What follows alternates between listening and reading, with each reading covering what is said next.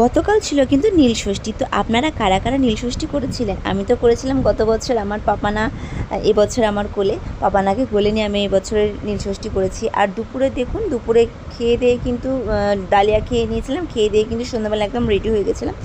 সে ready হওয়া আপনাদের সাথে শেয়ার করা হয়নি, যেহেতু পুচকেগুলো ছিল, আমার মেয়েকেও আমি রেখে চলে গেছিলাম।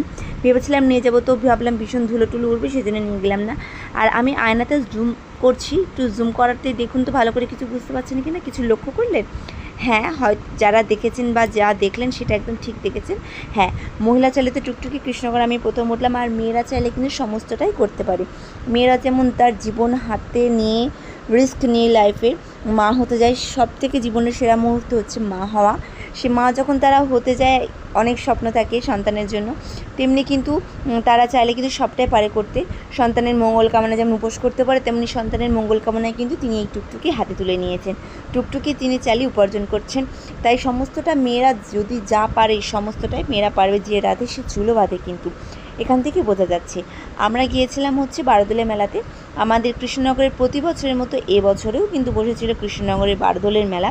তো পুচকে পাচকাগুলোকে নিয়ে চলে গেলাম। আর এদিকে ছোটো ননদিনী ছিল ঢাকাই পরোটা, দেখুন কেমন থরে থরে সাজানো আছে। সার্কাস এবছরেও বসেছে, গিয়ে দেখলাম এখনও বসা ঠিকঠাক বসেনি, সবে বসছে। আমি গেছিলাম 7 দিনের মাথাতে। আর এদিকে পুচকেটা গেঁড়িটা মেয়েটা খুবই দুষ্টু করছিল, শুধু হাত ছেড়ে দিয়ে দেখুন কেমন করে এদিক ওদিক পালিয়ে যাচ্ছে। আর আমার তো দুর্বলতা কানে দুলে।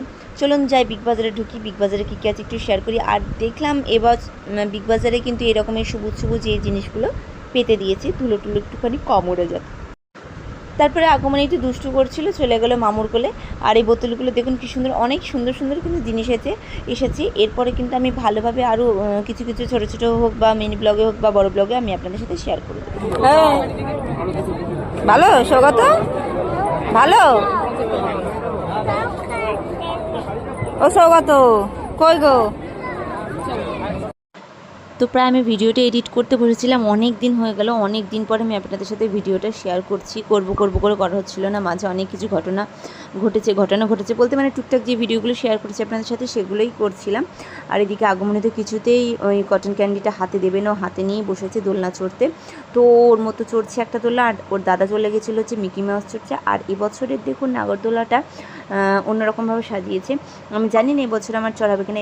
বছরের প্রথম 7 দিনের মাথাতে গেছিলাম, আপনাদের সাথে শেয়ার করলাম।